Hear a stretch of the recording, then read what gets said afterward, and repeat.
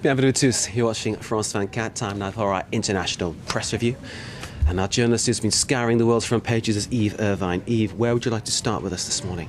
Well, just to say briefly, Mark, again, Pakistan, naturally enough, the state of emergency is taking up most of the front pages across the world. You're seeing more and more there's flipping, like the Taipei Times is going more to the analysis of how this will affect former Prime Minister Benazir Bhutto, and will she now regret the negotiations she had with President Musharraf.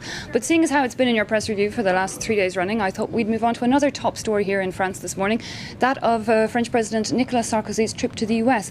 And the interesting thing about this is, while it's not actually getting the front pages of the French papers, you can see here the Figaro does run a story on Sarkozy, but more gives an account of his first 6 months in office.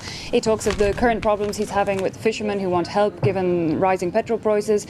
You see the story, a recent story about Chad. You see general strikes and all this. It doesn't go into his trip to the US at the minute. Neither does Libération, which runs a story about the government and how the other ministers are getting lost behind Sarkozy.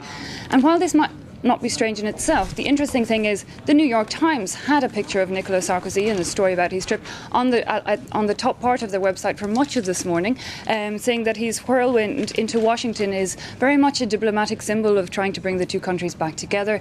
They talk about how he has won favour in the US because of his tough talk on Iran, but how he's not actually, like Tony Blair, he's not a man that will say anything to stay friends with George Bush, and he'll keep his stance on that Turkey shouldn't join the EU, something Bush favours, but Sarkozy, as we all know, doesn't, and things like that. And that's also picked up in the British paper, the Daily Telegraph, that also talks of how Sarkozy will remain firm on certain issues. Their article is titled, "Why Nicolas Sarkozy is Bush's Best Friend," and they go into, since Tony Blair left, there hasn't been a whole heap of candidates running to be Bush's best buddy, and it says that while Britain is now soft-pedaling on Iran, Sarkozy's friendship comes at a perfect moment for George Bush, and it concludes this article by saying that Sarkozy is more important to George Bush than Bush is to Nicolas Sarkozy.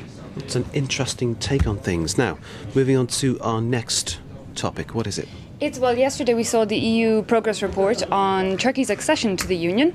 So I took a look at the Turkish papers to see their reaction, and there was one in today's Zaman. It said Turkey is making slow progress, but so is the EU.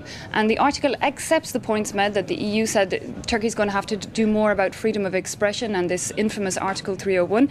And it also said it accepts that the military's role in Turkey might have to be reviewed.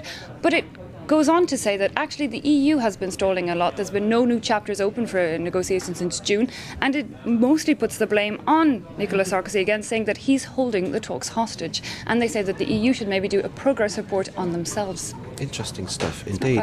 More and more billionaires, it seems, coming from the world's fastest growing economy. Absolutely. I mean, the US has the most billionaires in the world, but coming fast behind them is China. It had 15 billionaires just a year ago, but now has at least 66, according to Forbes.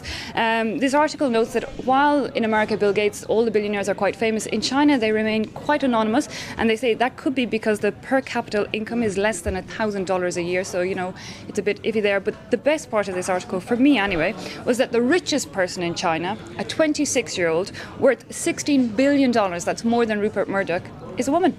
How did she make her money? It didn't go into too much. I kind of got focused on the fact that it's a woman and she's loaded. Her dad was a real estate agent. Completely amazing. Yeah, at wow. 26, younger than me. Amazing. Well, you know, we're going to go away and try and work out how to make our billion.